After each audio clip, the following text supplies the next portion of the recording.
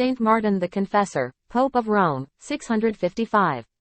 Martin became Pope on July 5, 649, at the time of a furious quarrel between the Orthodox and the Monothelite heretics.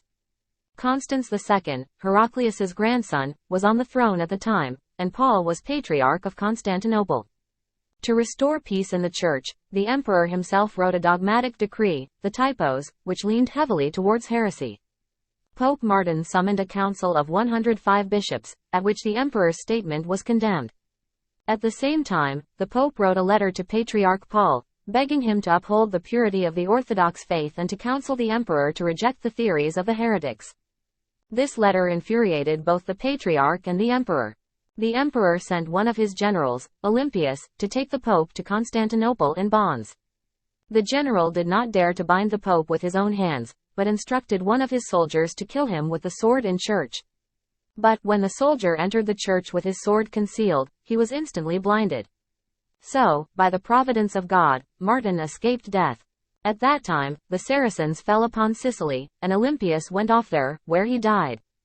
Then, by the intrigues of the heretic Patriarch Paul, the emperor sent a second general, Theodore, to bind and take the Pope on the charge that he, the Pope, was in collusion with the Saracens and that he did not reverence the Most Holy Mother of God. When the general arrived in Rome and read the accusation against the Pope, he replied that it was a libel, that he had no contact of any sort with the Saracens, the opponents of Christianity, and whoever does not confess the Most Holy Mother of God and do her reverence, let him be damned in this age and in that which is to come.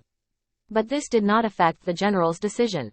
The Pope was bound and taken to Constantinople, where he lay long in prison in great sickness, tortured by both anxiety and hunger, until he was finally sentenced to exile in Cherson, where he lived for 2 years before his death.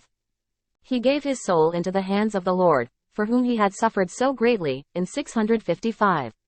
The evil Patriarch, Paul, died 2 years before him and, when the emperor visited him on his deathbed, he smote his head against the wall, confessing with tears that he had greatly sinned against Pope Martin and asking the emperor to set Martin free. Prologue. In some Manaya he is commemorated on April 14.